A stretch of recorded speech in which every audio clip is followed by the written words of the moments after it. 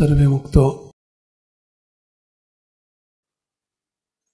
મુક્તો N can પ્રકારે કોઈ પણ હિસાબે ભગવાનને સંતોનું કર્તવ્ય એ છે કે આપણને ભેગા કરીને ઉત્સવો રાખીને આયોજન ગોઠવીને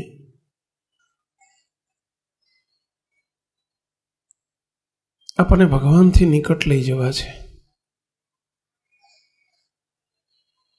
મહારાજની મરજીમાં રહેતા કરવા છે, રાજીપામાં રાખવા છે.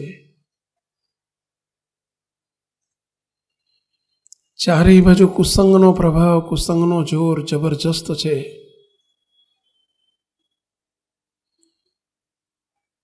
તમને કુસંગ નહીં લાગે કારણ કે સંસારમાં રહ્યા છો, સંસાર આખો કુસંગ છે, પરંતુ તમને ખ્યાલ નહીં આવે કારણ કે એમાં તમે એટલા બધા રચ્યા પચ્યા છો. જેમ કાંદા લસણ ખાતો હોય એને એની ગંધ ના આવે, જે ના ખાતો હોય ને એને એમ થાય કે આ કાંદા લસણ ખાઈને આવ્યો છે, અથવા તો એને એનાથી નફરત થાય, પણ પેલાને ન થાય. બીડી પીનારને બીડીની નફરત ના હોય. સંસાર કુસંગ છે, ભયંકર. કેમ કુસંગ? ભગવાનથી આપણને છેટો કરી દે એવું છે. વિષયનો માર્ગ એવો છે, જગતનો માર્ગ એવો છે. આ બે રસ્તા જુદા છે. ભગવાનનો માર્ગ અને જગતનો માર્ગ બંને રસ્તા જુદા છે.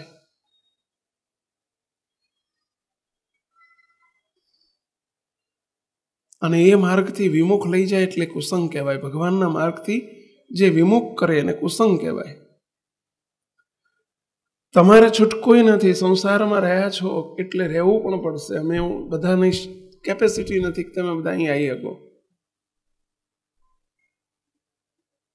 એટલે જે છો એ જ છો, એમાં અમારે તમને બચાવવાના છે. અને બચાવવા માટે આ મહિનાનો એક સંકલ્પ આપણને આપવામાં આવ્યો છે, લક્ષ્યાંક આપવામાં આવ્યો છે, મુમુક્ષુ તરીકેનો લક્ષ્યાંક. રોકણી ટોકણીને ગમાડીએ.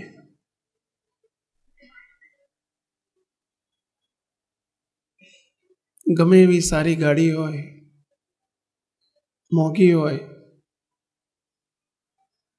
પણ એને બ્રેક ન હોય તો શું થાય? કલ્પના કરી શકશો?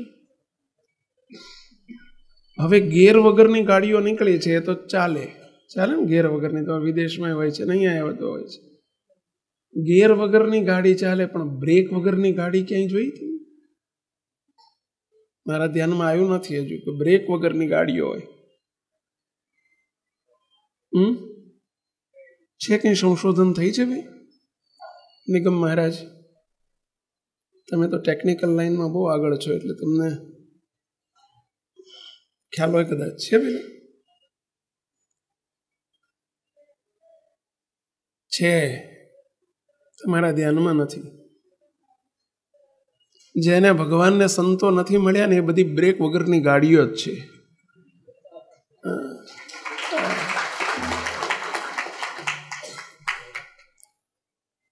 કોણ બ્રેક મારે? બ્રેક એટલે શું? ભગવાનને સંતોની રોકણી ટોકણી એ બ્રેક છે.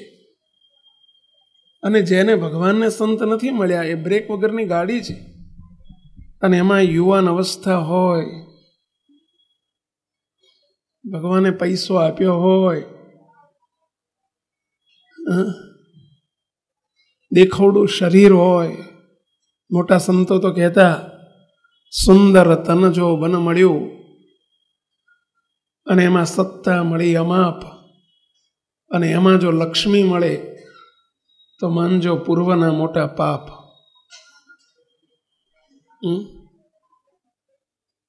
આ બ્રેક વગરની ગાડી કહેવાય ભાઈ. જગતમાં હજારો લાખો કરોડો લોકો એવા છે કે જેની પાસે બ્રેક નથી.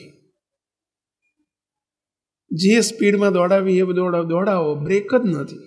કોણ રોકશે? બ્રેક વગર રોકે કોણ? બ્રેક વગર ગાડીની સ્પીડને નીચી ધીમી કરે કોણ? બ્રેક છે એટલે ગાડી એકદમ દોડે છે, પછી સ્પીડમાં મર્યાદાએ આવી જાય, અથવા તો કંઈક બમ્પ આવે તો ફટ તેની બ્રેક વાગી જાય. મુક્તો આપણે સત્સંગમાં છીએ. જગતના જીવને તો બ્રેક ગમે જ નહીં. ઘણા સત્સંગમાં નથી આવતા એનું કારણ શું છે? એમના ખટખટ લાગે બધી. તમે પૂછો ને કંઈક પૂછપરછ કરી, ચા પીવો છો, તમાકુ ખાઓ છો? ઘણા કે કેમ નથી આવતા? સ્વામી જ્યારે આવીએ ત્યારે સંતો પૂછ જ કરે, આવું જ પૂછે. જો આ બ્રેક એને નથી ગમતી. મુક્તો અહીં બેઠેલા બધાએ જેને નથી ગમતી, આવતા જ નથી, આયા છો તો બ્રેકને ગમાડજો. સત્સંગ એ જ બ્રેક છે. સત્સંગમાં રોકણી ટોકણી થશે જ અને કરવી જ જોઈએ. વાસણ મેલું થયું છે, કપડું મેલું થયું છે, એને ઘસવું જ પડશે. ભલે કપડાને પહેલા ધોબી અથવા તો મહિલાઓ ધોકાથી ધોતા હતા, હવે મશીનમાં નાખે, અંદર ધોકો ફિટ કરી દીધો છે. મૂળ તો ધોકો જ છે, અંદર શું છે? આમ તમે જો આમ ફર્યા કરે, અંદર એવું કંઈક ગમે એમ કરે, આમથી આમ ફરે પેલા મશીનમાં, તો એમાં ઇનડાયરેક્ટલી ધોકો જ વાગે છે. એવું મશીન નથી નીકળ્યું કે એમાંથી એમ કપડું પસાર થઈ જાય, ચોખ્ખો ચણાક થઈ ગયા.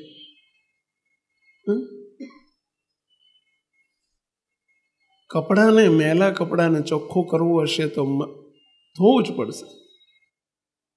ગંદા વાસણને ધોવા હશે તો એને ધોવા જ પડશે. અહીંયા ટાઇલ્સ ગંદી થઈ છે ને તમારે એને સાફ કરવી હોય તો દબાઈને એને ઘસવું જ પડશે. એમ રોકણી ટોકણી છે, સંતોનો સત્સંગ છે, એ આપણી સ્વચ્છતા કરનારું કેમિકલ છે. ક્લિનિંગ થાય. અને એટલે આ મહિનાનો લક્ષ્યાંક આપ્યો છે. બહુ અઘરી વાત છે. ઘરનો આ પ્રશ્ન છે. જો સાસુઓના પ્રશ્નો હોય ને, જે ઘરમાં, જે પરિવારમાં, એનું મોટું કારણ આ હશે.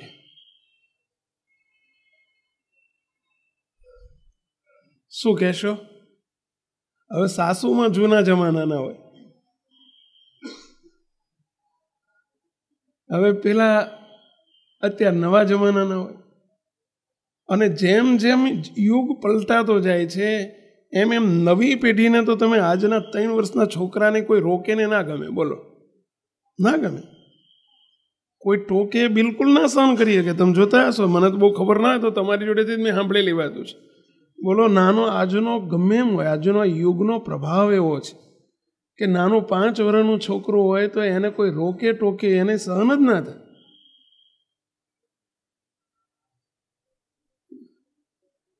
હવે આજની એ પુત્ર વધુઓ આવ્યા હોય કે આજના યુવાનો, કોણ રોકી શકે, કોણ ટોકી શકે? મારી જોડે એક હમણાં જ 1-2 કટિંગ આવ્યા હતા પેપરના. મુંબઈની અંદર એક દીકરીએ, મુંબઈનો બનેલો પ્રસંગ છે, વિદેશની વાતો નથી આ, ગઈ સાલનો 4-6 મહિના પહેલાં એક મારી જો કટિંગ આવ્યું હતું. એક 20-22 વર્ષની દીકરી રોજ રાત્રે મોડી આવે, 12 વાગે, 1 વાગે, 2 વાગે આવે. એટલે એની મમ્મીએ ન છૂટકે એક દિવસ કહ્યું, બેટા તું ક્યાં જા છે? તું રોજ 1 વાગે છે, બેટા તું વહેલી આવીને બેટા કહીને બોલાવ્યા છે. બોલો, એક મા બાપનો ધર્મ છે. કોણ કહેશે? ચલો, એ છોકરીએ તાત્કાલિક પોલીસ બોલાવી. મારી મા મને ટોર્ચરિંગ કરે છે.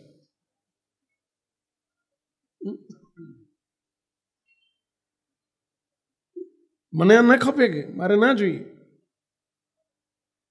બોલો, પોલીસમાં ધરપકડ કરાઈ, એની માને ધરપકડ કરાઈ. મને મેન્ટલી સ્ટ્રેસ આપે છે.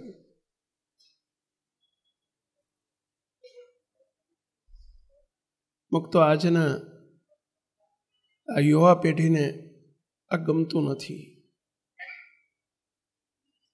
ઘરની ઓળી છે. તમે બધાએ બોલી નહીં શકો, પરંતુ હકીકત છે. આજે સાસુઓના મોટા ભાગના પ્રશ્નો આમાંથી થતા હશે કે સહેજ ટકોર કરે, કંઈક બાબતમાં ટોકે, બિલકુલ પોસાય નહીં. અને પછી પરિણામ શું આવે? આપણે જુદા રહેવા જવું છે, આપણે જુદા રહેવા જવું છે, આપણે જુદા રહેવા જવું છે. બોલો. અને માવતર તરીકેના ધર્મ ચૂકાઈ ગયા.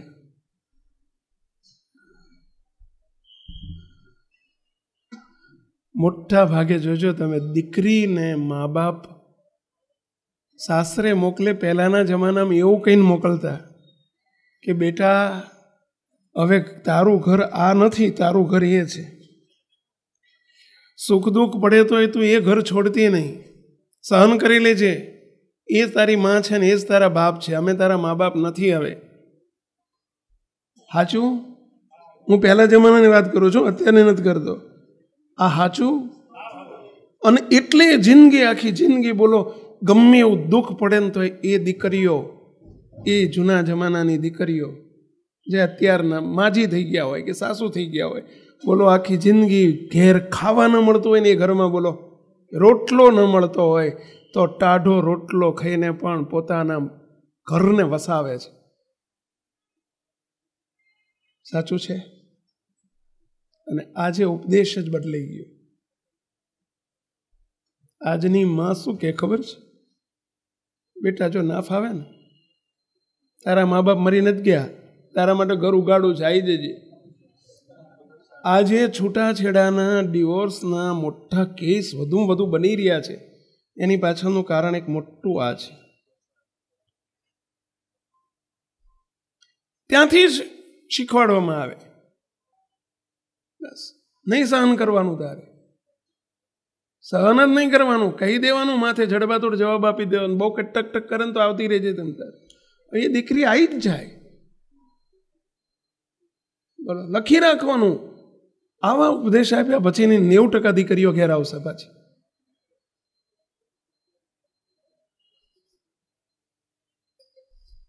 તો રોકણી ટોકણી એ તો બ્રેક છે ભાઈઓ. સહન કરતા શીખજો. આ રોકણી ટોકણી જે સમાજમાં, જે સત્સંગમાં જ્યાં સહન નહીં થાય અથવા તો કરવામાં નહીં આવે અને સહન નહીં થાય બંને પક્ષે, સંતોનું આ ધર્મ છે અમારે. તમને એટલા માટે આ વાત કરી રહ્યો છું. મુક્તો એક સીધું સાદું ગણિત કહો, એક સીધું સાદું. દાખલા તરીકે ગુંજનભાઈ છે, દાખલા તરીકે આપું છું, માફ કરજો પેલા, કોક તો મારે દાખલો આપવો પડે. દાખલા તરીકે આ ગુંજનભાઈ છે, એમને જો સંતો ટોકે ને, કેમ ગુંજનભાઈ સભામાં નથી આવતા? જો પોઝિટિવ લે તો સભામાં આવતા થઈ જાય. જો પોઝિટિવ ના લે, નેગેટિવ, આ ખટખટ કરે, દર વખતે જઈ અને પૂછપૂછ કરે, કેમ નથી આવતા, કેમ નથી આવતા, બંધ કરી દે. વિચાર કરો, સંતો જો ન કે તો આપણે કોક દિવસ આવતા હોય એમાં ઢીલાશ આવે કે એમાં આપણને પ્રબળતા મળે? વધુ ઢીલાશ આવશે. ઘણા યુવકો બેઠા હશે કે જે રોકણી ટોકણીથી બોલો, રોકે ટોકે એની બીકથી પણ આવતા હોય. ખરું, નહીં જઈએ તો સંતો ટોકશે, નહીં જઈએ તો સંતો ટોકશે. અને એમ આપણો સત્સંગ ટકેલો હોય છે ભાઈ. ટોકનાર જ ન હોય તો એની દશા શું થાય? અને એની દશા ગુણાયતાન સ્વામી લખ્યું છે કે જેને રોકનાર અને ટોકનાર નથી મળ્યા એના કરમ ફૂટ્યા. આ શબ્દ સ્વામી એટલે કયો છે. ભલે પછી સાધુનો માર્ગ હોય કે હરિભક્તોનો ગ્રહસ્થનો માર્ગ હોય, અમે સાધુ થયા તો એ અમારી ઉપર રોકણી ટોકણી ફરજિયાત જોઈએ જ. અને જ્યાં ગુરુઓની, ગુરુજનો તરફથી શિષ્ય વર્ગને રોકણી ટોકણી નથી, ત્યાં બધા દેવાળા ફૂંકાયા છે. ચાહે કોઈ પણ સ્થાન હોય, કોઈ પણ સ્થળ હોય. એક નરી હકીકત છે. અમે સંસાર છોડીને આવ્યા તો અમારે રોકણી ટોકણીની જરૂર છે. અમારે વિષયમય વાતાવરણમાં રહેવાનું નથી, છતાંય અમારે રોકણી ટોકણી જોઈએ. સાધન કાળ છે. ક્યાંક અમારી સેવાનો અહંકાર આવી જાય, ક્યાંક એમાં માન આવી જાય. ઘણા બધી શક્યતાઓ છે. તો પછી અહીંયા તો તમે તો બધા વિષયમય વાતાવરણમાં, આખા વિપરીત વાતાવરણમાં રહો છો. અને રોકણી ટોકણી ન હોય તો કેમ ચાલે? ઘર પરિવારમાં કોઈ કોઈને કહી ન શકે, કોઈ કોઈને રોકી ન શકે, કોઈ કોઈને ટોકી ન શકે, એ પરિવાર ક્યાં જાય? ક્યાં જાય? એ વિનાશનું પ્રતીક છે. જો કોઈ કોઈને કહી ન શકે એ તો વિનાશનું પ્રતીક છે, એ પરિવારનો વિનાશ છે. તમે પહેલાના જમાનામાં જોયું હશે, એક ઘરની અંદર 25-25, 30-30, 40-40 માણસો એક પરિવારના એક સાથે રહેતા. એક રસોડે જોઈન્ટ ફેમિલી કહેવાતું. અને ક્યારે રહી શકતા? કોઈક પરિવારના મોભી હોય, 1, 2 કે 4, જે દરેકને રોકી શકે, ટોકી શકે ને ગમાડે, એવી એક ભાવના હતી અને એટલે રહેવાતું હતું. આજે 4 જણા જોડે નથી રહી શકતા. 2 સાસુ સસરા અથવા તો દીકરોને દીકરાના ઘરવાળા 4 જણને રહેવું હોય તો રહી નથી શકતા. એનું કારણ શું છે? આજ ગમાડો જરૂરી છે. અને એ અહેસાસ, એ ગમાડવાનો અહેસાસ કે એનું પરિણામ સારું આવે છે, એનો અહેસાસ એ પુત્રને કે પુત્ર વધુને એ વખતે નહીં થાય. પરંતુ જ્યારે એમના ઘેર સંતાનો આવશે અને દીકરા દીકરીઓ આવે ને જ્યારે એમને ટોકવા માંડે અને એ વખતે એમને ખબર પડે કે મારું બેટું આ આપણી ટોકણી નથી ગમતી, તો આપણને કેટલું દુઃખ થાય છે. એ વખતે ખબર પડે કે આપણે દુશ્મન નથી એના હારા માટે, છોકરાના હારા માટે કહીએ છીએ, દીકરીના સારા માટે કહીએ છીએ, પણ એને મરચા લાગે છે, નથી ગમતું, એને અવળું પડે છે, એને વાંધો આવે છે. ત્યારે એ વખતે અહેસાસ થાય કે રોકણી ટોકણી કરનાર ખોટા નહોતા. એ વખતે આપણને સાસુ સસરા કે માતા પિતાની રોકણી ટોકણી નથી ગમતી, આપણને દુશ્મન લાગતા હતા એ. પરંતુ જ્યારે આવો સમય પોતાની નીચે રેલો આવ્યો ત્યારે ખબર પડે કે ખરેખર રોકણી ટોકણી કેટલી જરૂરી છે. અને એ વખતે એ એના બાળકોને સમજાવે, બેટા અમે તારા હિત માટે કહીએ છીએ, તો સમજ, અમે તારા દુશ્મન નથી. આ તો દીકરા દીકરીએ ભૂતકાળ જોયો નથી, નહીં તો સામે કે તાર પપ્પા, તમારા પપ્પા ને તમારી મમ્મી તમારા દુશ્મન નતા કે તમે જુદા રહેવા ભાગી આવ્યા. તો એને બિચારા ભૂતકાળ જોયો નથી એટલે શું કે.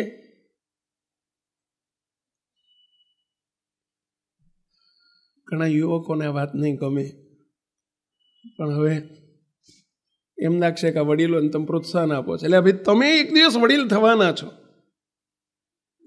તમે એક દિવસ મા બાપ થવાના છો, તમારા માટે પણ છે. તમે રોકણી ટોકણી નહીં ગમો નહીં કરો તો નહીં ચાલે. એ તમે એના હિત માટે બાળકોને કરવી પડશે.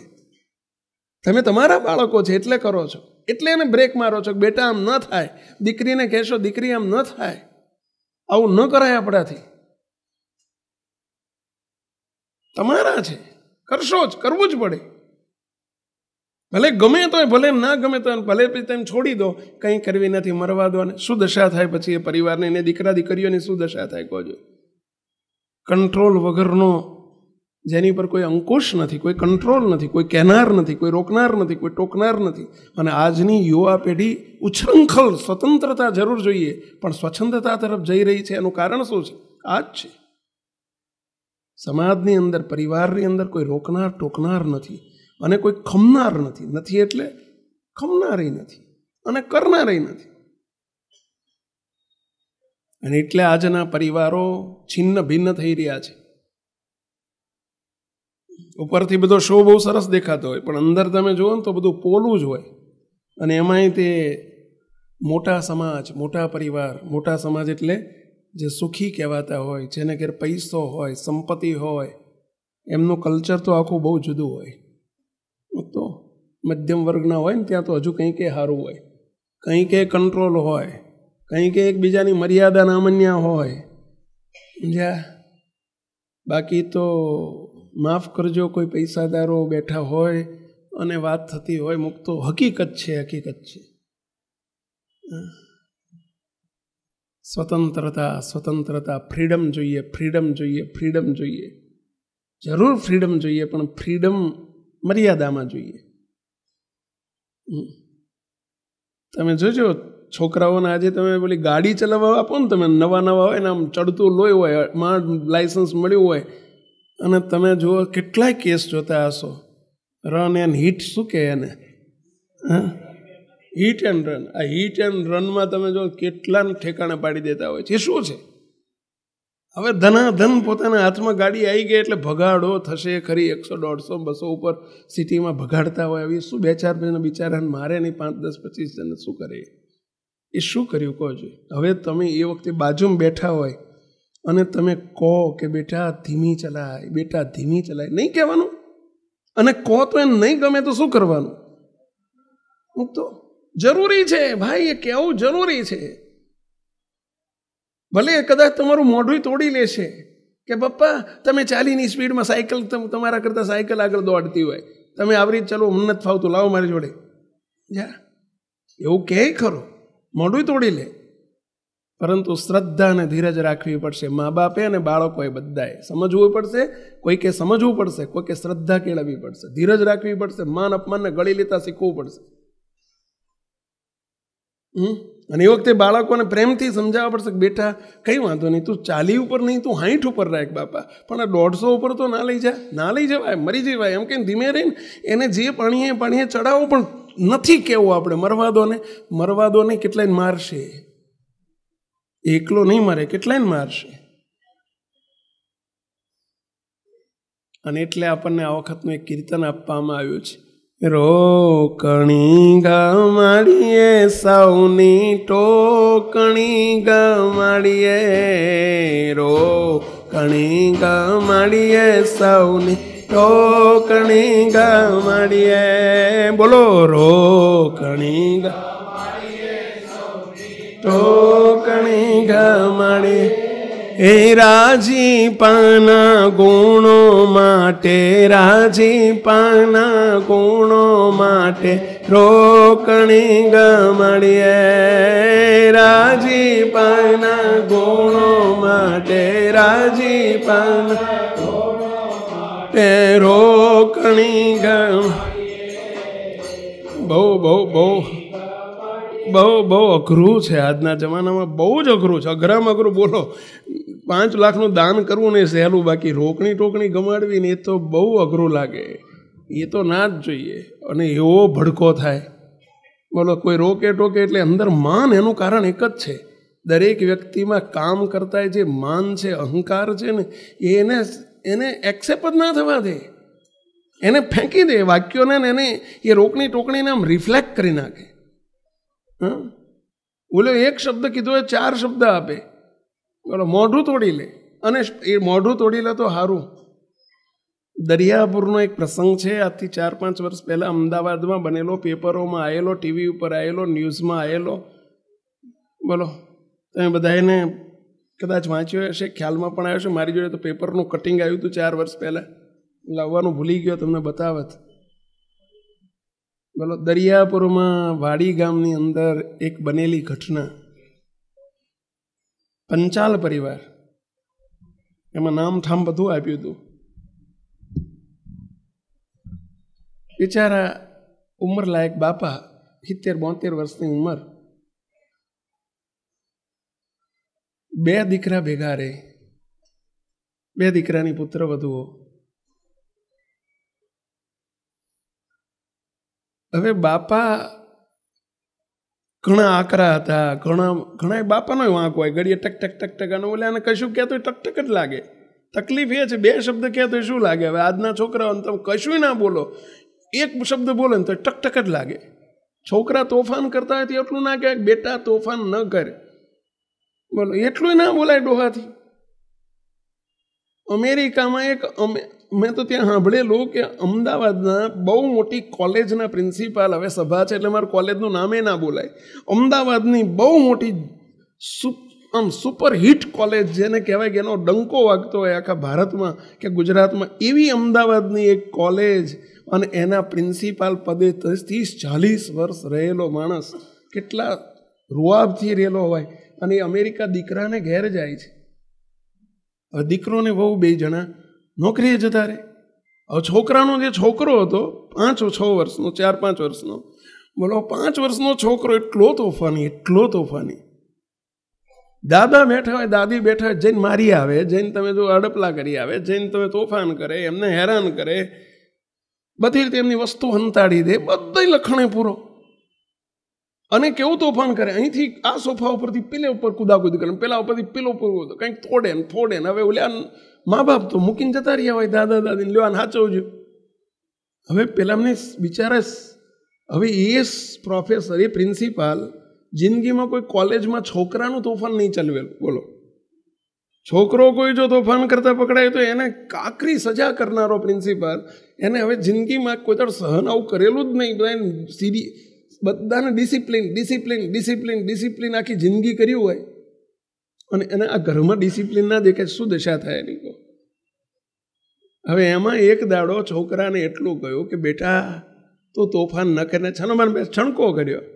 છોકરો એની માને કીધું, એની માએ અને એના બાપાએ આવીને કીધું કે જો પપ્પા, આ બધી માથાકૂટ નહીં કરવાની, તમે ટકટક ના કરો. છોકરાને ટકટક ના કરે, પણ તારો છોકરાનું સહેજ બે શબ્દ કોઈ નહીં જ કહીએ તો કેમ ચાલશે? પપ્પા ટકટક ના કરો, તમને આ છોકરું નથી અહીંનું. હવે બીજી વખત છોકરાએ સહેજ છોકરાને વઢ્યાને કે સાહેબ ટપલી મારી હશે, અને છોકરાએ ફોન કરી દીધો 911 એવું કંઈક છે ને તે 911. બોલો, અમેરિકામાં 911 એવું નિગમ એવું જ છે ને ભાઈ, 911 નામનો નંબર છોકરાઓને સ્કૂલમાંથી આપવામાં આવે કે તમને તમારા પેરેન્ટ્સ કંઈ પણ વઢે અથવા ટપલી મારે, એબ્યુઝ કરે તો તમારે એ જ મિનિટે 911 નંબર ઉપર ફોન જોડવાનો. 2 મિનિટમાં પોલીસ આવી જાય. બોલો, દાદા દાદીને બેન લઈ ગઈ, એટલે છોકરાએ કીધું મને માર્યો કે મારા દાદા દાદીએ, બેન ઉપાડી ગઈ, હાથમાં હાથ કડી પહેરાઈને જેલમાં. બોલો, હવે જિંદગીમાં આટલો જે રિસ્પેક્ટથી રહેલો માણસ હોય ને એને જેલમાં લઈ જાય તો આજના 5 વર્ષના ટબુરિયા આજે કોઈની રોકટોક ખમવા તૈયાર નથી, તો એની માં એનો બાપો કેવી રીતે તૈયાર હોય કહો? ત્યારે અમને તો એમ થાય સંતોએ આ ધ્યાન રાખવું કરવું પડશે, પણ આ તો બહુ સારું છે, આપણી રોકણી ટોકણી ખમે નહીં ત્યારે આ તો ભેગા થઈને આપણને આ બહુ સાચવવું પેલા મારે ભેગા થાય. આ બધા આ તો સારું યુનિયન નથી કરતા. સાચવજો બાપા, એટલું સારું છે. જો આટલું સારું છે કે તમે અમારી રિસ્પેક્ટ, અમારું માનો. સંતો જો તમને કહી શકે એટલા તમે સત્સંગી છો, એ બદલ હું તમને બધાને ધન્યવાદ આપું છું કે સંતો તમને કંઈક કહી શકે. અને કે એવા સંતનો સમાગમ કરજો. હું તમને વિનંતી કરું છું કે રોકણી ટોકણી કરે એવા સંતનો સમાગમ કરજો. આ યુવાની અવસ્થા છે અને એમાં ભર જુવાનીમાં બ્રેક જોઈએ જોઈએ જોઈએ. નવી ગાડી છે આ બધી, બ્રેક જોઈએ. અરે ગઈડાને જોઈએ, જૂની ગાડીને બ્રેક વગર ચાલે? ચલો નવીન જોઈએ, જૂની ગાડીઓને ચાલે? જોઈએ જ. બોલો, પેલા મા બાપને પેલા છોકરાએ અંદર ઘાલી દીધા. હવે એને કેવી દશા થાય? 8 દાડે ઓલ્યા માંડ પછી દીકરોને બહુ છોડાઈ અઠવાડિયે લઈ આવ્યા. આવીને ઘેર આવીને તરત જ કે ભાઈ જો મારે બિસ્તરા પોટલા બાંધો, મારે તો અમેરિકામાં રહેવું નથી, તારી જિંદગી તારા ઘરનું પાણી હરામ, મારે જિંદગીમાં નહીં આવું આ ઘરમાં, મારે જે મારું ઇન્ડિયામાં હું ભૂખે મરી જઈશ ને તો ઇન્ડિયા સારું, મારે અહીં આવવું નથી. આજની આ પરિસ્થિતિ છે. દરિયાપુરનો પ્રસંગ કહેતો હતો. બોલો, એ ડોહાએ હવે હાંજે શાક કાચું રાખ્યું, સવારમાં બટાકા પૌવા કરેલા, એટલે હાંજે ડોહાએ કીધું કે ભાઈ બેટા બિચારા બહુ ગભરાતા બોલે, બેટા શાક કાચું છે, તમને નડે, બધાને નડે, થોડુંક જરા હાચવીને. ડોસી હતા ને એટલે ડોહાને બિચારાએ સહેજ કર્યું, ટકોર કરી. સવારમાં એક દીકરો ને એક દીકરાની બહુ બહારગામ ગયેલા, અને જે મોટો ને મોટાના ઘરવાળા હતા, સવારમાં બટાકા પૌવા બનાવેલા, અને એમાં કંઈક પાછું મીઠું એટલું બધું નાખી દીધેલું કે મીઠાના પ્રમાણમાં પૌવા બહુ ઓછા પડેલા ટૂંકમાં. એટલે સમજી ગયા પેલા, મીઠાના પ્રમાણમાં પૌવા ઓછા પડેલા. આવું કહેવું પડે ભાઈ, બહુ હાચવીને કહેવું પડે, હાચવીને કહેવું પડે ભાઈ. આ તમને હું શીખવાડું છું ટ્રીક, આવી રીતે કહેજો. મીઠું બહુ નાખ્યું એવું નહીં કહેવાનું. મીઠાના પ્રમાણમાં આજે શાક ઓછું પડ્યું છે.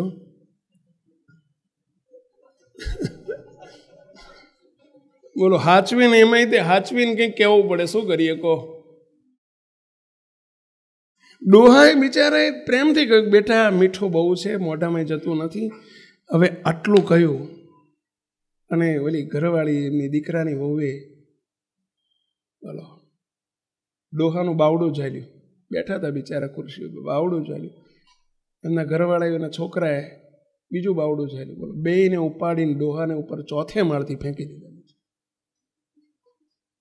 ચોથે માળથી નીચે ફેંકી દીધા. આખો પ્રસંગ છાપામાં આવ્યો તો હું લાવવાનું રહી ગયું મારે,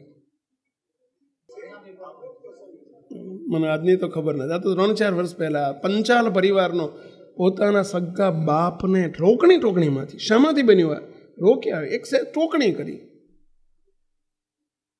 કાણાને કાણો ના કહેવાય અત્યારના જમાનામાં. તમે તો બધા, હું તો તમારું સાંભળેલું મારા રૂવાડા ઊંચા થઈ જાય છે. તમે ધન્યવાદ છે તમારી છાતી, અને ધન્યવાદ છે. લ્યો, ખરેખર 56ની છાતી નરેન્દ્ર મોદીની નહીં, તમારી કહેવાય. તમારા દીકરા દીકરીઓ હોય, વહુઓ હોય, તમારી પુત્રવધુ હોય, ને તમારા દેખતા તમે કંઈ બોલી જ ના શકો, કાંઈ બોલી ના શકો, કંઈ કહી જ ના શકો, કંઈ રોકણી થાય જ નહીં. ધન્ય છે તમારી છાતી, તમે તો રહી શકો. અમારા જેવા રહી ના શકે એટલે જ ભાગીને આવતા રહ્યા. જો તમારું સાંભળીને ભાગીને આવતા રહ્યા કે સમજ્યા. આપણે બહુ ફાવી ગયા છે અમુક તો.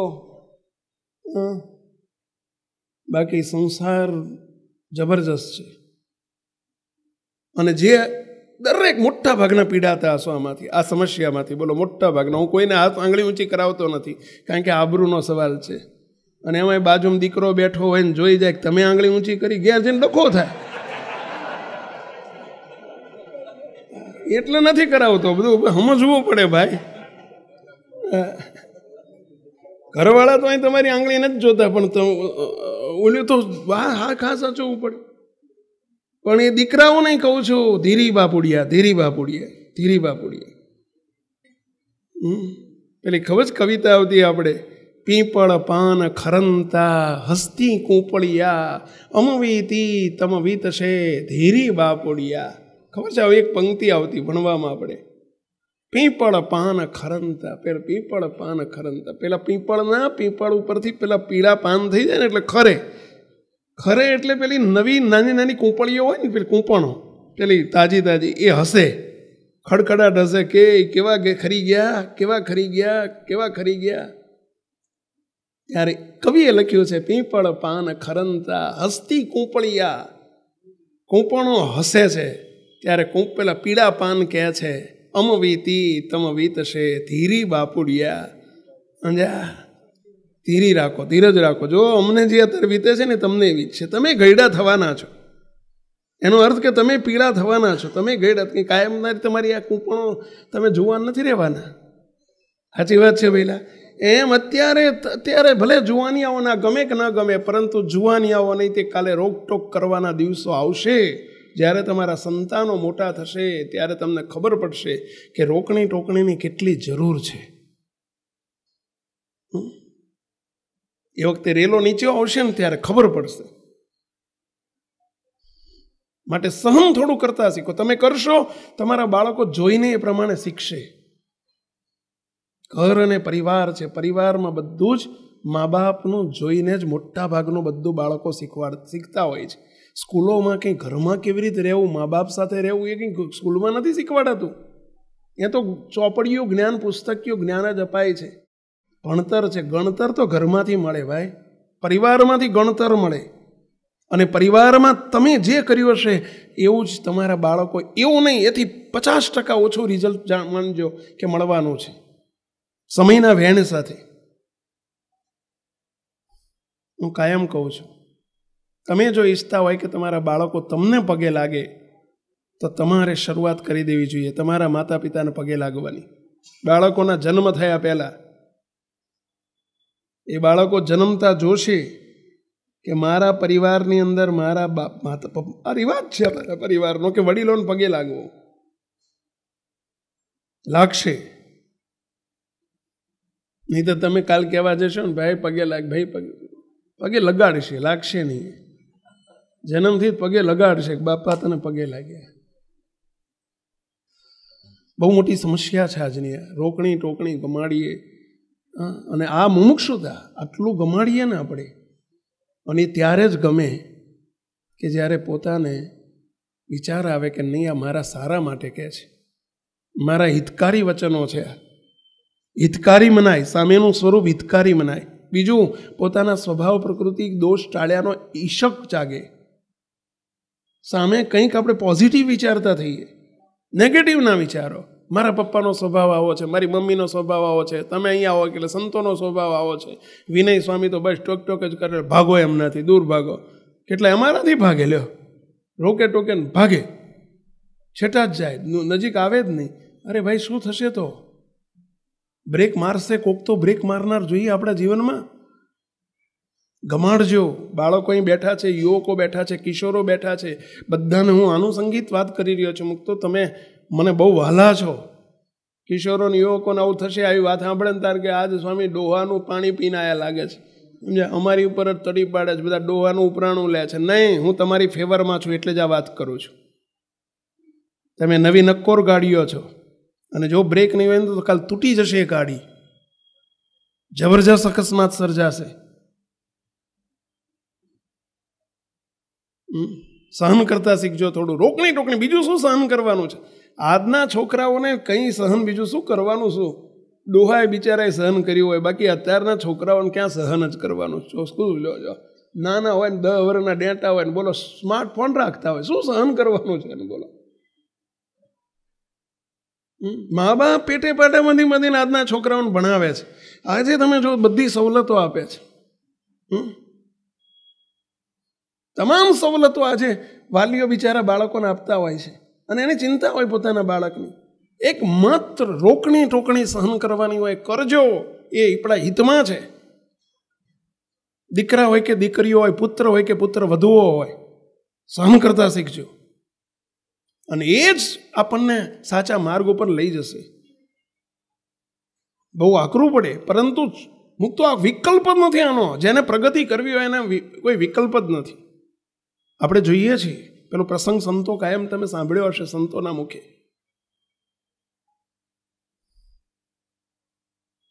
કે પેલા રાજા ગોપીચંદ અને રાજા ભર્તુહરિનો, ભરથરી રાજા, બંને મોટા મહાન રાજાઓ થઈ ગયા. સંસારનો ત્યાગ કરીને બંને એક જ અરસામાં બંને સંન્યાસી થઈ ગયેલા, સંસાર છોડી દીધેલો, મોટા રાજ છોડી દીધેલા. અને જ્યારે એ બંને વર્ષો પછી મોટી દાઢી, મોટી જટા અને સંન્યાસીના વેશમાં એક ગામના પાદરમાં ભેગા થઈ ગયા. એકબીજાને ઓળખતા નથી, નામથી ઓળખે છે, જોયા નથી. રાત રહેવું હતું, કોઈને પૂછ્યું, ધર્મશાળા હતી, અંદર પ્રવેશ કર્યો, એક જ વૈડો હતો. જોયું કે દિવાલ ઉપર એક સાદરી લટકે છે.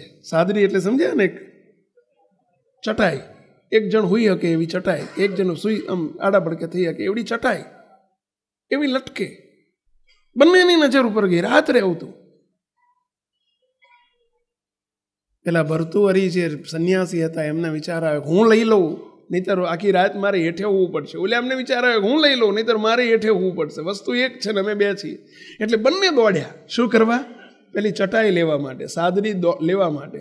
અને બેયને ખૂણા પકડી લીધા. ઓલો કે મેં પેલી બાળી છે, પેલો કે મેં પેલી બાળી છે. ઓલો આમ ખેંચે ને ઓલે આમ ખેંચે. ડખાડખી થઈ ગઈ. બંને વચ્ચે એકદમ ઉગ્રતા આવી ગઈ.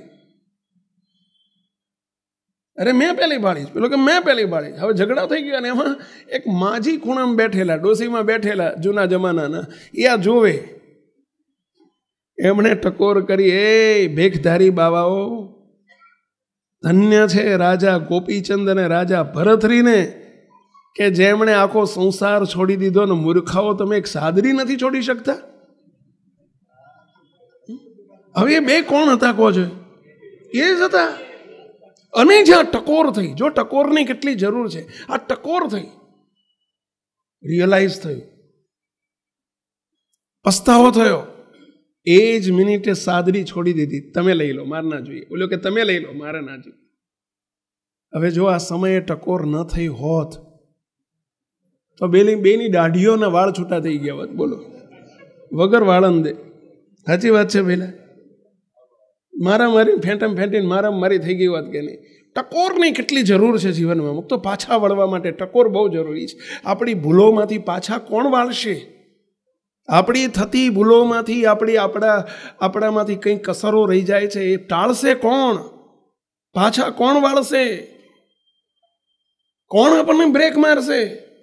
ઘરમાં મા બાપ, ઘરની અંદર પરિવારની અંદર આપણા વડીલો અને સત્સંગની અંદર સંતો. મુક્તો બંને પક્ષે જરૂરી છે આ. નહીતર આ ભર જુવાનીમાં ક્યાંય ફેંકી જવાય ભાઈ. એમાંય પૈસો હોય, દ્રવ્ય હોય, સંપત્તિ હોય, સ્કિલ હોય. બિચારા મા બાપ તમે જુઓ ને 4 ચોપડી ભણેલા હોય, 8 ચોપડી ભણેલા હોય, પેલો આજનો જમાનાનો ભણ્યા વધુ એટલે એનો અહંકાર પણ વધુ હોય. એને બિચારા 25,000 કમાતો હોય, ઓલો પહેલા દાડાથી 50,000 કમાતો હોય એટલે એને અભિમાન એનું હોય.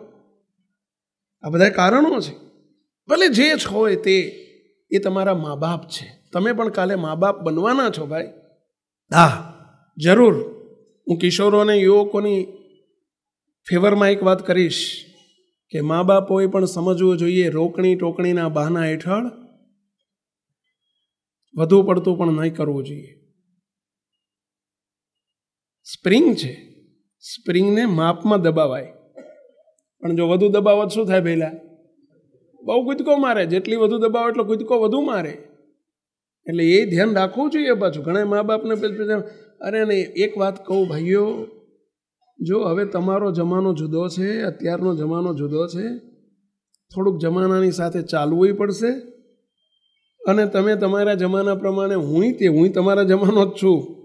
હા, હવે હું સંતોને જો નહીં સમજી શકું તો નહીં ચાલે. તમારે તમારા દીકરા દીકરીઓને ક્યાંક સમજવાય પડશે, જમાનાની જોડે પગ માંડવા પડશે અને રોકટોક પણ કરવી પડશે, પણ મર્યાદા રાખવી પડશે.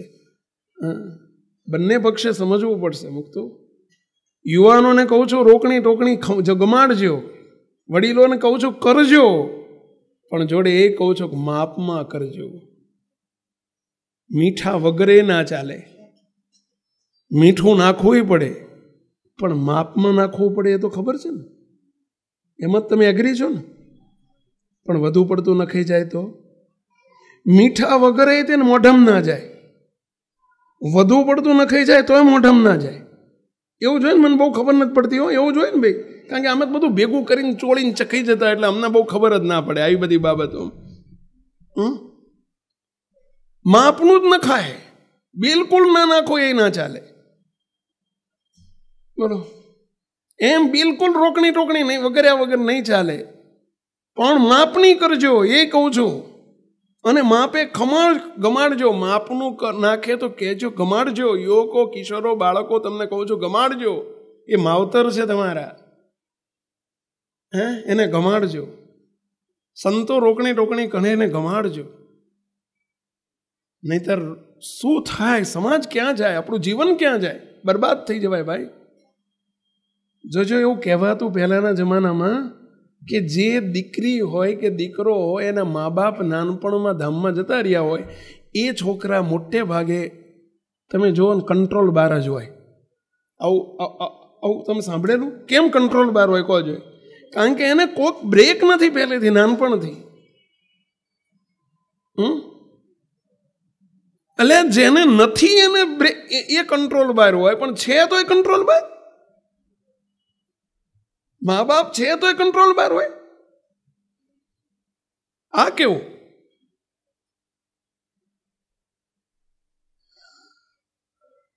ઘણાના વાત નહીં ગમે, પણ હવે છૂટકો જ નથી ને તમારે. તેને આપણે હવે બાવા બનના પડે તો હિન્દી બોલના ही पड़ेगा. जैसा आवड़े ऐसा बोलना पड़ेगा. आधा हिंदी आधा गुजराती एम. હવે સહન આને આ વખતે તો આ વર્ષે તો ગોલ બનાવ્યો છે ભાઈ. તમે બનાવજો થોડો ગોલ. અને સંતો આપણે પાછું કહેવું પણ માપમાં કહેવું નહીં. આપણે બહુ આપણે એવું નહીં સમજવું કે આપણું બધું સહન કરી લે. એટલે કેટલાય નાઈ જાય સત્સંગમાંથી. કહેવું પડશે, પરંતુ માપમાં કહેવું.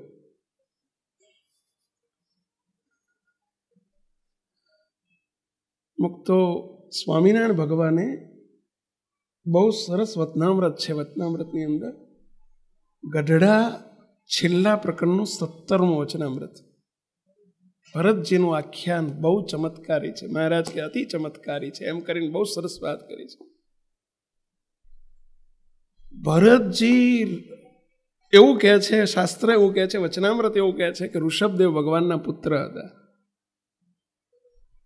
આખો ભરત ખંડ, આ ભારત દેશ, ભરતખંડ એટલે ભારત દેશ, ભારત દેશનું નામ એ ભરતજી ઉપરથી પડેલું છે. રાજા ભરતે દેશનું નામ ભારત પાડેલું. અને એ ભરત રાજા વૈરાગ્ય થયો અને સંસાર છોડીને, રાજ છોડીને, બહુ મોટા ચક્રવર્તી રાજા હતા, રાજ છોડીને, રાણીઓ છોડીને, વિષય સુખ છોડીને બધો ત્યાગ કરીને વનમાં ગયા ભગવાન ભજવા માટે. અને ગંડકી નદીના કિનારે એક પગે ઉભા રહીને તપ કરી રહ્યા છે. અને તપ કરતા કરતા એકાગ્રચિત્તે તપ કરી રહ્યા છે ને એમાં એમને એક દ્રશ્ય જોયું. દડ દડ દડદડ દડબડ દડબડ કરતું એક મૃગલું એમની આગળથી પસાર થયું. મૃગલું એટલે સમજ્યા ને, પેલો હરણ, હરણી, ફિમેલ મૃગ હતું. અને એ દોડતું દોડતું પસાર થયું. પાછળ એક શિકારી દોડે શિકાર કરવા માટે. અને પેલું બચ્ચું એકદમ જીવ બચાવવા માટે, બાજુમાં નદી હતી, નદીનો પટ થોડોક સાંકડો હતો એટલામાં, એટલે પેલા હરણે જીવ બચાવવા માટે એકદમ લાંબો જમ્પ માર્યો, કૂદકો માર્યો.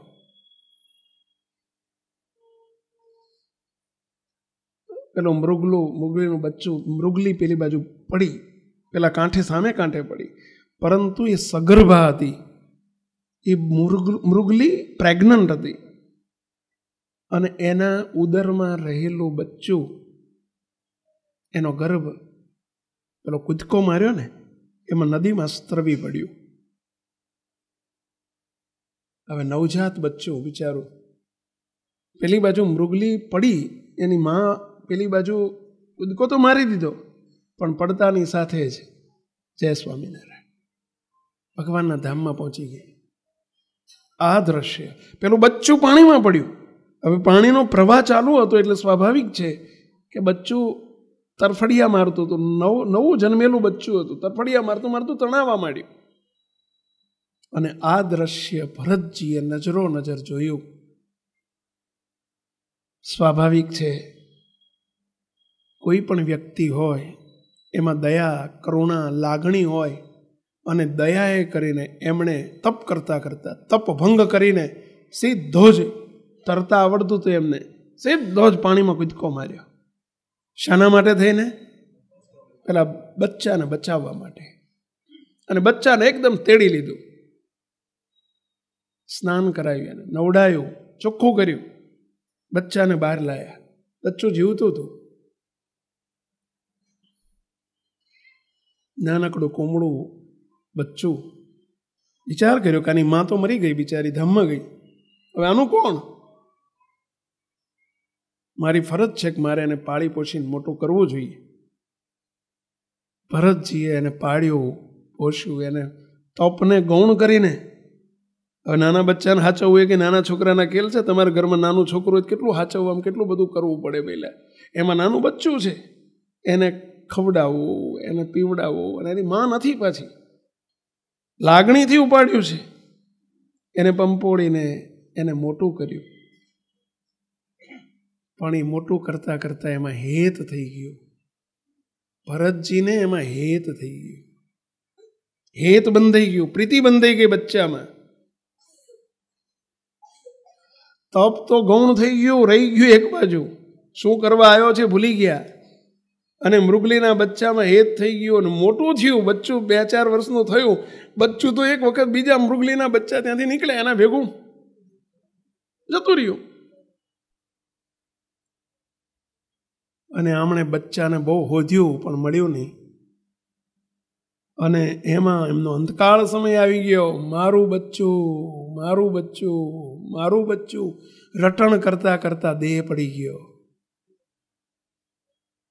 મહારાજ બોલ્યા છે કે એ પાપે કરીને ભરતજીને બીજે જન્મે મૃગલીને પેટ અવતાર લેવો પડ્યો, મૃગનું બચ્ચું થયા.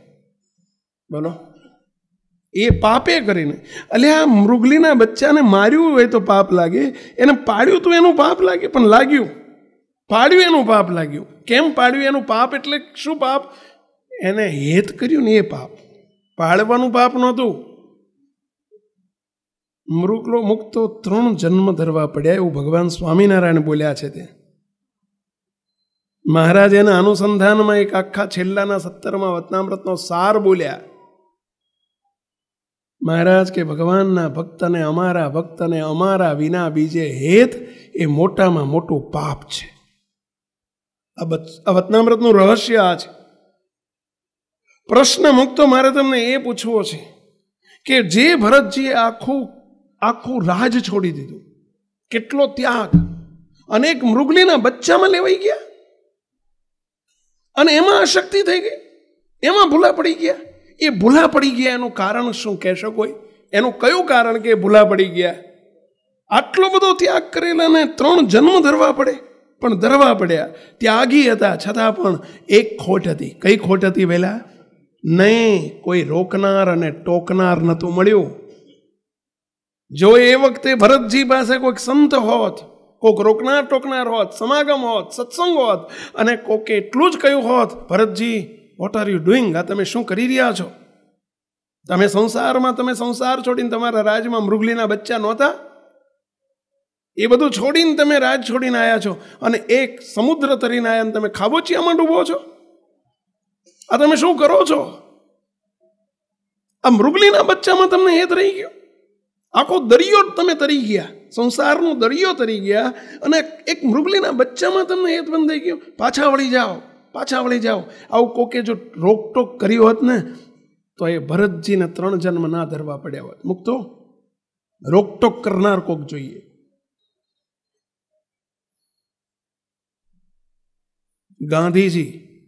ગાંધીજીની આત્મકથામાં મેં વાંચેલો નાનપણમાં એક પ્રસંગ છે. જો રોકનાર અને ટોકનારની જીવનમાં ક્યાં જરૂર છે. ગાંધીજી નાના હતા, ભણ્યા અને ભણવા માટે આફ્રિકા ગયા. બેરિસ્ટર થવા માટે આફ્રિકા ગયા અને ત્યાં ડર્બનનો પ્રસંગ છે. ડર્બન કરીને ત્યાં આફ્રિકાની અંદર ડર્બન સિટી છે કે ડર્બન દેશ છે, બહુ મને ખબર નથી. અને ડર્બનની અંદર જ્યારે વકીલાત શીખતા હતા, બેરિસ્ટરનું ભણતા હતા, અને એ વખતે બનેલી એક ઘટના એમણે પોતાની આત્મકથામાં લખી છે.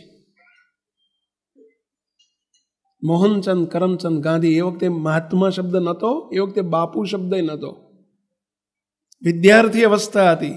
અને એ વખતે એમનું નામ ગાંધી, એમ એવી સહી કરતા, મોહનચંદ કરમચંદ ગાંધી. એમણે લખ્યું છે કે જ્યારે હું વિદેશ જવાનો હતો, એને એ જમાનામાં વિદેશ જવું ને એટલે બહુ જ વિરોધો હતા કે છોકરાઓને વિદેશ મોકલાય જ નહીં, છોકરા બગડી જ જાય. આવું માન્યતાઓ હતી સમાજની અંદર. એમના માતુશ્રીને એમની બાને જ્યારે પગે લાગવા ગયા, રજા લેવા ગયા, ત્યારે એમની બાએ કહ્યું, બેટા તું જરૂર જા, પણ મને તું 3 વચન આપીને જા. 3 વચન માગ્યા. પહેલું વચન, તું કોઈ દિવસ વ્યભિચાર નહીં કરે, પરસ્ત્રીનો સંગ નહીં કરે. બેટા બીજું વચન, કોઈ દિવસ તું માંસાહાર નહીં કરે. અને ત્રીજું વચન, કોઈ દિવસ તો દારૂ નહીં પીવે. આ 3 વચન મને આપ. એમની માના ચરણે હાથ મૂકીને એમણે વચન માગ્યું. જો આ રોકણી, મા બાપની ફરજ છે રોકણી કરવાની. ભાઈ, એને ફરજ કોણે આપી? કોઈ એમ કે તમને આવી ફરજ કોણે આપી? અરે ભગવાને આપી. મા બાપને રોકણી ટોકણી કરવાની ફરજ ભગવાને આપેલી છે, સમાજે નથી આપેલી. મા બાપ છે. ગાંધીજીને કહ્યું કે બેટા આટલું કરજે, તું આટલું ના કરતો તું. ગયા. હવે ત્યાં એક ખ્રિશ્ચિયન લેડી, ત્યાંની બ્લેક લેડી ખ્રિશ્ચિયન ધર્મ પાળે, અને ખ્રિશ્ચિયન લેડીના ઘેર એ પેઇંગ ગેસ્ટ તરીકે, પીજી તરીકે ત્યાં રહ્યા. પેઇંગ ગેસ્ટ એટલે સમજ્યા ને, પૈસા આપીને ત્યાં રહે એને પેઇંગ ગેસ્ટ કહેવાય ઇંગ્લિશમાં, અને શોર્ટ ફોર્મમાં પીજી કહેવાય. એ ત્યાં ડોસીના ઘેર એ લેડી હતા, એના ઘરમાં રહ્યા. બહુ એ માયાળુ ડોસી હતા. માયાળુ એટલે સમજ્યા ને, બહુ લાગણીશીલ ડોસી હતા, અને એને માં જેવો પ્રેમ આપ્યો. મોહનચંદને પોતાના દીકરાની પેઠે રાખતી એ ડોસી. અને દર રવિવારે ચર્ચમાં જાય, જ્યારે પેલા ડોસીમાં ચર્ચમાં જાય ત્યારે આ મોહનચંદને લઈ જાય. મોહનચંદ કહું એટલે સમજી ગયા ને પહેલા, ગાંધીજીને લઈ જાય. 1 વર્ષ 2 વર્ષ 2 વર્ષમાં દરેક રવિવારે પેલી ડોસી લઈ જાય અને ક્રિશ્ચિયન ધર્મ માટે એની સુપિરિયરિટી સમજાવે એમની ભાષામાં. અને ગાંધીજીને કન્વિન્સ કરી દીધા કે ક્રિશ્ચિયન ધર્મ અપનાવવા માટે. મોહનચંદ કરમચંદ ગાંધીને કન્વિન્સ કરી દીધા પેલા ડોશીએ. અને આવતા રવિવારે નેક્સ્ટ સન્ડે પાદરી પાસે જઈને, ચર્ચમાં પ્રિસ્ટ પાસે જઈને એમણે હિન્દુ ધર્મ છોડીને ક્રિશ્ચિયન ધર્મ અપનાવવા માટે મજબૂર કરી દીધા. અને પોતે તૈયાર પણ થઈ ગયા. He was ready also. અને એમને એક વિચાર આવ્યો કે હું આવડું મોટું કામ કરવા જઈ રહ્યો છું. મારો આખો મારા બાપ દાદાનો, મારા જીન્સ જેના છે, અને એનો હું ધર્મ છોડી અને ક્રિશ્ચિયન ધર્મ હું સ્વીકારી રહ્યો છું, તો મારે કોઈકને પૂછવું જોઈએ. અને એ વખતે એમણે એક પત્ર લખ્યો. એમને કોઈક સંતની સાથે હેત હતું. શ્રીમદ રાજચંદ્ર, જૈન ધર્મના સંત. અને શ્રીમદ રાજચંદ્ર સાથે એમને હેત હતું થોડું. એમનો સમાગમ પહેલાં કરેલો નાનપણમાં, 1-2 વખત 2-4 વખત ગયેલા. અને એક સંત સાથે હેત હતું. અને એ સંત સાથે જ્યારે એમને હેત, એટલે એમણે તરત જ પત્ર લખ્યો બેસીને.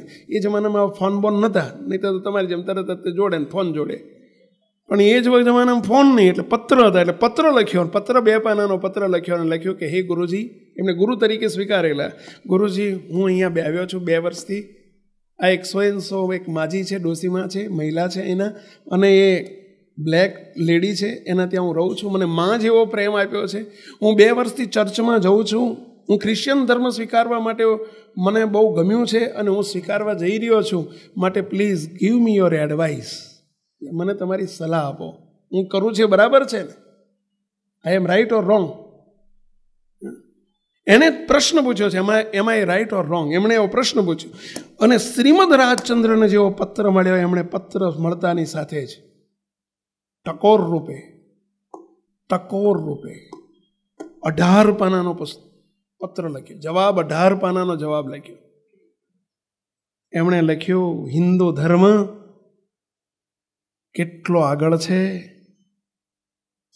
ક્યાં હિન્દુ ધર્મ છે, એની કઈ ગુડવિલ છે, હિન્દુ ધર્મના કેટલા પ્લસ પાસા છે. અને એમણે 18 પાનામાં બધા એક પછી એક મુદ્દા લખીને એમનું માઇન્ડ વોશ આઉટ થઈ જાય ને એ રીતે આખો પત્ર લખ્યો. ટોકણી રૂપે વઢીને કંઈક લખ્યું કે તમે ખોટું કરી રહ્યા છો. અને ખૂબ પત્ર લખ્યો. જ્યારે પત્ર મળ્યો, રવિવાર પહેલાં પત્ર મળવો જરૂરી હતો, પત્ર તાબડતોબ લખીને પત્ર મોકલ્યો. અને જ્યારે ગાંધી બાપુએ પત્ર વાંચ્યો, તરત એ જ મિનિટે રાતના 2 વાગે એમણે પત્ર વાંચ્યો. અને 2 વાગે ડોસીમાને ઉઠાડીને, શનિવારની રાત હતી, સવારમાં નક્કી હતું કે મારે ચર્ચની અંદર સવારે જઈને મારે ક્રિશ્ચિયન મિશનરીઝમાં મારે જોઈન્ટ થઈ જવાનું છે.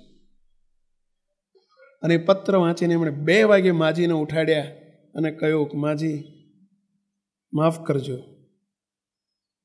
આઈ કાન્ટ લીવ માય રિલિજિયસ. હું મારો ધર્મ નહીં છોડી શકું. હવે હું આપ સૌને પ્રશ્ન પૂછું, જો ગાંધીજીને ખરા સમયે કોઈ રોકનાર ટોકનાર સંત ન મળ્યા હોત, તો આજે ભારતનું સ્થાન કે ભારત અને ગાંધીજી બાપુ ન હોત, મહાત્મા ન હોત, મુક્ત આજે કોઈ જુદી સ્થિતિ હોત.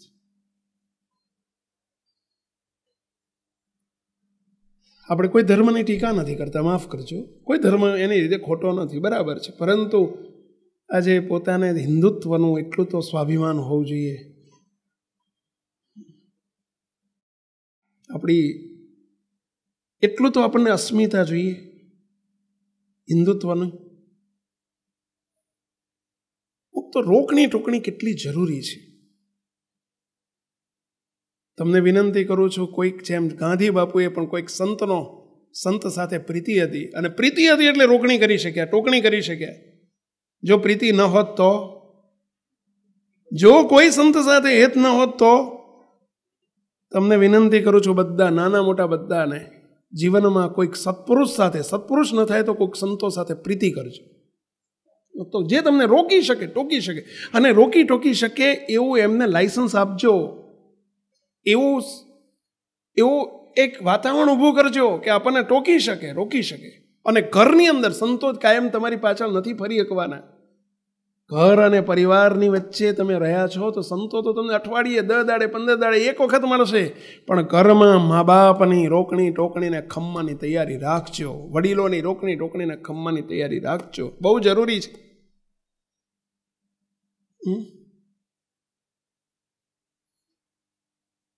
કોણ કહેશે?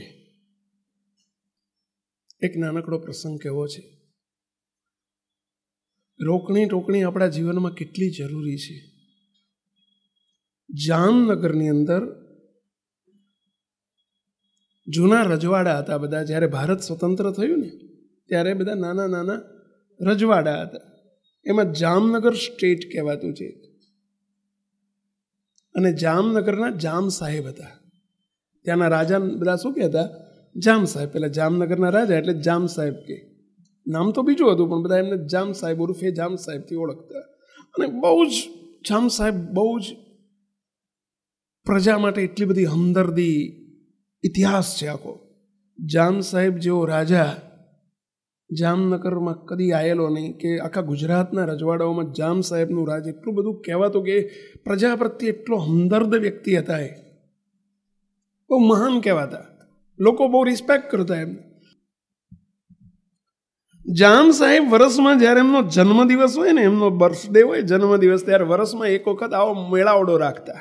મેળાવડો એટલે સમજ્યા, ગેટ ટુગેધર. ઇંગ્લિશમાં આપણે તો ગેટ ટુગેધર કહેવાય.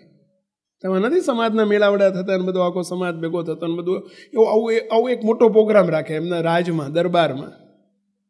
અને એમાં જામ સાહેબ બેસે, એમના રાણી બેસે, એમના કુંવરો બેસે, બધા લાઈનસર, એમના દિવાનજી બેસે. અને પછી એ દિવસે એક સ્પેશિયલ આખો પ્રોગ્રામ હોય. એટલે સ્વાભાવિકપણે બધા ભેટ સોગાદો લાયા હોય રાજા માટે, જે કંઈ લાવે એ બધું. અને રાજાની પ્રશંસા થાય તે દિવસે. એમાં તમારે જેમ છોકરાનો જન્મદિવસ હોય ને ઘેર ઉજવત બધા, એ દર કંઈ ટપલી ના મારે છોકરાને. એ દર બધા છોકરાને બધા પેલા બાળકને વખાણ જ કરે. ઓ હેપી બર્થડે ટુ યુ કરીને તમે જુઓ તો એવું જ હોય ને તે દિવસે.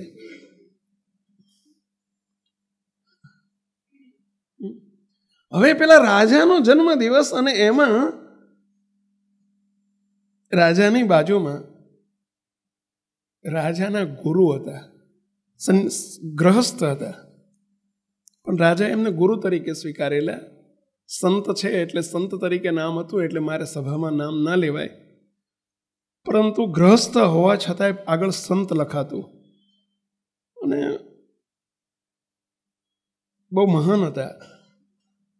એટલે બાજુમાં એ પણ રાજાની બાજુમાં બેઠેલા રાજગુરુ તરીકે રિસ્પેક્ટેડ પર્સન હતા. એટલે એમને જોડે સિંહાસનમાં બેસાડેલા. પોતે રાજાએ પોતાની પેરેલલ બેસાડેલા.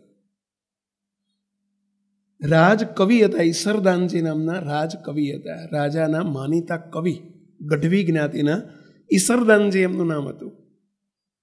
અને એ સામે બેઠેલા આગળની હરોળમાં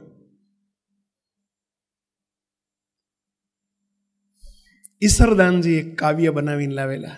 રાજા ઉપર રાજાનું વખાણ કરતું એક કાવ્ય બનાવીને લાવેલા. રાજાની પ્રશંસા, કારણ કે એ દિવસે તો પ્રશંસા જ કરવાની હોય, સ્વાભાવિક છે. એમનો જન્મદિવસ હતો ને, અને એ જ બધાને ગમે છે. તકલીફ આ છે, બધાને પ્રશંસા. આ સેવક કાયમ કે દુનિયામાં એક આઈટમ એવી છે કે જે કોઈને ના ભાવે એવું બને જ નહીં. બોલો. અને એ પ્રશંસા, વખાણ આઈટમ એવી છે ને, બોલો, કોઈ દુનિયાની એવી વ્યક્તિ ન હોય જે ના ભાવે. અને ના ભાવે એ ભગવાન. જેને ના ભાવે ભગવાન. તમે કહેશો ભગવાનને બહુ ભાવે હતો, આપણે આપણી દ્રષ્ટિથી જોઈએ એટલે એમ લાગે. બાકી ભગવાનને સત્પુરુષને વખાણ નથી ગમતા, પણ પ્રશંસા બહુ ગમે અમને. તો સ્વાભાવિક છે ને, એમાં જેટલા મોટા માણા એટલી પ્રશંસા બહુ ગમે, વખાણ બહુ ગમે. એટલે એમનું પ્રશંસા કરતું એક કાવ્ય, પેલા ઈસરદાનજી કવિ હતા એટલે એમણે કાવ્ય બનાવેલું. એટલે એમણે ઊભા થઈને કહ્યું કે રાજન, મારે આજે તમારું એક કાવ્ય બનાવીને લાવ્યો છું, પ્રસ્તુતિ કરવી છે. પ્રસ્તુતિ એટલે સમજ્યા ને, મારે રજૂ કરવું છે, મને રજા આપો. એટલે રાજાએ તો દર વખતના નિયમ મુજબ કહ્યું કે કંઈ વાંધો નહીં, ઈસરદાનજી તમારું કાવ્ય રજૂ કરો. અને એમણે એટલા બધા વખાણ કરેલા, કોના? રાજાના, આ જામ સાહેબના એટલા બધા વખાણ કરેલું કાવ્ય બોલ્યા. આખી સભામાં તો બધા તાળીઓના ગડગડાટ ચાલુ થઈ ગયા. સાબાસ સાબાસ સાબાસ સાબાસ, અદ્ભુત કાવ્ય બનાવેલું. રાજાએ ખુશ થઈ ગયા. એટલે રાજાએ કહ્યું કે સાબાસ સાબાસ, મારે તમને બહુ મોટી ભેટ આપવી છે. તમે આ કાવ્ય બનાવ્યું એના બદલામાં મારે તમને બહુ મોટી ગિફ્ટ આપવી છે, ભેટ આપવી છે. એટલે પોતે ભેટ આપવાના બદલે બાજુમાં રાજગુરુ બેઠેલા, એમના જે ગુરુ હતા ને બેઠેલા, એમને કહ્યું, ગુરુજી, હું ભેટ આપું એના કરતાં તમારા મોઢામાંથી જે ડિક્લેર થાય, તમે ડિક્લેર કરો એ ભેટ હું ઈસરદાનજીને મારા આ પ્રશંસાના કાવ્ય રૂપે હું ભેટ આપવા તૈયાર છું. માટે ગુરુજી આપ કહો કે હું શું ભેટ આપું. એમણે સોંપી દીધું ગુરુજીને. હવે ગુરુજી મુશ્કેલીમાં, મૂંઝવણમાં આવ્યા, કારું મારે, કારણ કે એમણે જ્યારે કાવ્ય બોલાતું હતું ને બધા તાળીઓ વગાડતા હતા, પણ ગુરુજી નહોતા વગાડતા. એટલે જ પેલા સોંપેલું કે ગુરુજી નથી ખુશ થતા, મારે એમને જ કહેવું છે કે તમે ખુશ થઈને ભેટ આપો. એટલે ગુરુજીને કહ્યું કે તમે કંઈક ભેટ આપો. એટલે ગુરુ તરત બોલ્યા કે રાજન, હું કહું એ તમે નહીં આપી શકો. આપીશ, તમે કહેશો એ આપીશ. હું જે ઇનામ આપવા ધાર્યું છે તમે નહીં આપી શકો. અરે આપીશ, બોલો. હું નહીં, તમે બોલો, હું નહીં આપું. મારા ગુરુના મોઢામાંથી નીકળેલું વચન હું જરૂર પાળીશ. Promise, promise. અને ભર સભામાં ગુરુજી શું બોલ્યા સાંભળજો. ગુરુજી એમ કહ્યું કે હે રાજન, તમારા નોકરને બોલાવો, એક જૂતું લઈને આવે. જૂતું એટલે સમજ્યા ને, શૂઝ.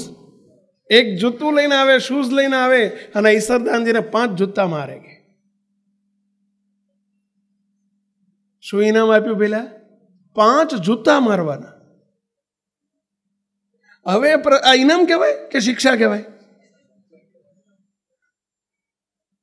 બધાને એમ થયું કે ગુરુને કે ભાન પડે છે કે નહીં. રાજાએ કહ્યું કે ગુરુજી, આ શિક્ષા કહેવાય, આ સજા કહેવાય. એની કઈ ભૂલ છે કે તમે આટલી મોટી સજા કરો છો? 5 જૂતા મારવાના, કંઈક તમે ભેટ આપવાની. હું નહોતો કહેતો હું કહીશ તમે નહીં આપો, તમે પ્રોમિસ કરી છે. હવે શું પરિસ્થિતિ થાય સભાની, વિચાર કરો. આ ગુરુ બધાને ગમે, સભામાં બેઠેલાને બધાને ગમે, રાજાને ગમે, અને ઈસરદાનજીને તો બહુ ગમે. એવું થાય? હવે બર સભા વચ્ચે અપમાન કરવાની વાત આવી, 5 જૂતા મારવાની વાત આવી, અને એવી શિક્ષા કરે જ્યારે ગુરુજી, ત્યારે બધા કોઈ વિકલ્પ જ નહોતો. 5 મોગાયા અને 5 જૂતા મરાયા. બોલ્યા, હળહળતું અપમાન થયું ઈસરદાનજીનું. અને ઊભા થઈને ક્રોધાયમાન થઈને ઘરે જતા રહ્યા. આખી રાત ઊંઘ ના આવી. અને કેવી રીતે આવે? અપમાન થયું, હળહળતું. સન્માનના બદલે શું થયું? અપમાન થયું. આખી રાત ઊંઘ ના આવી. બીજા દિવસે નક્કી કર્યું કે મારે આ રાજગુરુને પતાવી દેવા. શું સમજે છે એના મનમાં? ઈસરદાનજીએ નક્કી કર્યું કે મારે આ રાજગુરુ, મારો વિરોધી, મારી ભર સભા વચ્ચે મારી આબરૂ કાઢી, મને સન્માનના બદલે અપમાન કરાયું મારું, મારે મારી નાખવો છે. આ બનેલો ઇતિહાસમાં, જામનગરના ઇતિહાસમાં બનેલી ઘટના છે. મારે મારી નખાવો છે, મારી નાખવો છે. અને ઈસરદાનજી પોતે હાથમાં છરી લીધી. બોલો, મહાન વિદ્વાન હતા. ક્રોધ શું કરે છે? અપમાનની જ્વાળા ક્યાં લઈ જાય છે દરેક વ્યક્તિને? અહંકાર શું કરાવે છે? પોતે છરી લીધી અને રાતની અંધકાર ભરી રાત્રિમાં રાજગુરુ, રાજા તરફથી રાજાને પેલા ગુરુજીને એક બંગલો આપેલો રહેવા માટે, તે એમના બંગલામાં જઈને સંતાઈ ગયા. પાછળ ઓઠે સંતાઈ ગયા. સાંજનો સમય, સાંજના 8 વાગેલા. અને રાજગુરુ અને એમના પત્ની બંને બહાર બગીચો, નાનકડો એક બગીચો, અને બગીચામાં બેસીને, ખુરશીમાં બેસીને બે આનંદ કિલોલ કરે. કોણ? પેલા રાજગુરુ ને એમના પત્ની સંસારી હતા એટલે બે આનંદ કિલોલ કરે. પેલા પડખે વૃક્ષની છાયામાં હંતાઈને ઉભેલા કે જો આ બેમાંથી એમના પત્ની અંદર જાય ને તો હું સ્ટેબિંગ કરી નાખું, પેલા ગુરુને જઈને મારી નાખું, જતો રહો એથી, કોઈને ખબર ના પડે. મારવાની અગન જાળમાં સળગતા થકા ઊભા છે, વેર લેવાને માટે, બદલો લેવાને માટે ઊભા છે, હાથમાં ખુલ્લી છરી છે. અને પતિ પત્ની બેઠા બેઠા વાતો કરે છે ને એમાં પત્ની એમના પતિને પૂછે છે એ વખતે, પતિદેવ એક પ્રશ્ન પૂછું. વાર્તાલાપ ચાલી રહ્યો છે. શું પ્રશ્ન? તમે ગઈકાલે દરબારની અંદર પેલા બિચારા ઈસરદાનજીનું સન્માન કરવાને બદલે તમે એમનું અપમાન કરી નાખ્યું, 5 જૂતા મારવાનું કહ્યું. આવું કેમ કર્યું? નાદાનિયત કેમ કરી? આવી તમે આવું ખોટું કૃત્ય કેમ કર્યું? તમને લોકો કેટલા ધુતકારે ખબર પડે છે તમને? આ શું કર્યું તમે? પેલી પત્ની થોડો ઠપકો આપે છે અને પ્રશ્ન પૂછે છે પતિને. અને આ પ્રસંગ સાંભળે છે કોણ? ઈસરદાનજી સાંભળે છે. હાથમાં છરી લઈને ઊભા છે ને એટલે પોતાની જ વાત નીકળી ને એટલે સાંભળે છે. અને ત્યાં શું કહે છે જવાબ આમ સાંભળવા માટે એમને આશ્ચર્ય થયું કે આવો રાજગુરુ મને મારવા 5 ખાસરા મરાવે. અને એ વખતે પેલા રાજગુરુ કહે છે, દેવી, પેલા એમના પત્નીને કહે છે, દેવી, હું ઈસરદાનજીનો દુશ્મન નથી, હું એમનો હિતેજ છું. જો ઈસરદાનજી મારી પાસે આવે અને પ્રશ્ન પૂછે તો હું એમને જવાબ આપું, ઈસરદાનજી તમારી કવિત્વ શક્તિને ધન્યવાદ છે, કરોડ ધન્યવાદ છે, પરંતુ જે ભગવાને તમને બુદ્ધિ આપી, શક્તિ આપી, આવડત આપી, અને એ ભગવાનના ગુણ ગાવાને બદલે તમે એક રાજાના ગુણ ગાવા બેસી ગયા. તમારી શક્તિમાં એટલી બધી તાકાત જોઈએ કે ભગવાનના ગુણ ગવાય, એણે તમને શક્તિ આપી છે, અને એમની આપેલી શક્તિનો ઉપયોગ એમના ગુણાનુવાદ ગાવા માટે, એમના કીર્તન બનાવવા જોઈએ, અને તમે રાજાના કીર્તન બનાવો છો, તમારી શક્તિનો ઉપયોગ એમાં કરો છો. આ તમે બહુ મોટી ભૂલ કરો છો. કોકની વસ્તુ કોકને આપી દેવાય. એટલે એમની આંખો ખોલવા માટે મેં આ 5 ખાસરા મરાયા છે. અને મને વિશ્વાસ છે કે મારી જોડે આવશે ઈસરદાનજી, જરૂર આવશે. અરે ઈસરદાનજી આવશે અને મને પ્રશ્ન પૂછશે, આ મારો જવાબ છે. કે હવે આવવાનું ક્યાં હતું? એ તો પડખે જ ઊભા હતા અને આ બધું સાંભળતા હતા. હાથમાંથી છરી પડી ગઈ. બહુ વિચક્ષણ હતા. હાથમાંથી છરી પડી ગઈ, જૈન પગમાં પડી ગયા. ગુરુજી, આ તમારી રોકણી ને ટોકણી, તમે જે હેતુ માટે મને આ કર્યું છે એ રોકટોકને હું ધન્યવાદથી સ્વીકારું છું, માથે ચડાવું છું. મારા માથે હાથ મૂકો. હવે પછી હું કોઈ દિવસ રાજાના ભજનને કીર્તન નહીં બનાવું. હવે મારા મુખે ભગવાનના ગુણાનુવાદ ગવાશે. અને ઈસરદાનજીએ જિંદગી પર્યંત બીજા કોઈનું કીર્તન કે ભજન બનાવ્યું નથી. બોલો, પછી આખી જિંદગી એમણે ભગવાનના ભજનો બનાવ્યા, ભગવાનના કીર્તનો બનાવ્યા, કે જેણે મને શક્તિ આપી. એના મુક્ત શામાંથી પરિવર્તન થયું કહેશો? રોકણી ટોકણી, રોકવા અને ટોકવામાંથી પરિવર્તન થાય છે. મુક્ત આપણા જીવનમાં ગમાડજો, બહુ જરૂરી છે. આજના પ્રસંગે મહારાજને પ્રાર્થના કરું, હે મહારાજ, અમે બધા આનાથી તદ્દન વિપરીત પરિસ્થિતિમાં છે. અમને કશું ગમતું જ નથી. કોઈ 2 શબ્દ કહી જાય અમે ખમી શકીએ એમ જ નથી. મને કહેવા વાળો તું કોણ? અમે બધા પાછા એકથી ચડીએ જ કે છોકરાની વાત નથી. છોકરાનો બાપો એના કરતાં હવાયો હોય, એની માં એથી દોઢા હોય, એટલે તો એ સંસ્કાર આવ્યા હોય ને છોકરામાં પાછા. એમ તો કંઈક પાછું એમ જ આવ્યું હોય. જા એકલા છોકરાનો વાંક કાઢીને તમે બધા છટકી ના જશો. કૂવામાં હોય એવું જ અવાડામાં ગયું હોય ને. માટે હે મહારાજ, અમને આ રોકણી ટોકણી ખમવાની શક્તિ આપજો. અમને આગળ તો પ્રગતિ થશે અમારી. આ સત્સંગમાં આવ્યા છીએ, આપણે પ્રગતિ માટે આવ્યા છીએ. આધ્યાત્મિક પ્રગતિ કરવી હોય તો સંતોની, મોટા પુરુષની રોકણી ટોકણી જોશે, અને ઘરમાં શાંતિ જોતી હોય તો રોકણી ટોકણી ખમજો. મહારાજને ખૂબ પ્રાર્થના, મહારાજ બધાની પર ખૂબ રાજી થજો. સહજાન સ્વામી મહારાજની જય. આ વિડીયો જો આપને પસંદ આવ્યો હોય તો તેને લાઈક કરો અને શેર કરો. અને હા, આવા જ લેટેસ્ટ વિડીયો મેળવવા માટે SMVS ચેનલને સબસ્ક્રાઇબ કરવાનું અને બેલ આઇકોન પર ક્લિક કરવાનું ન ભૂલતા હો.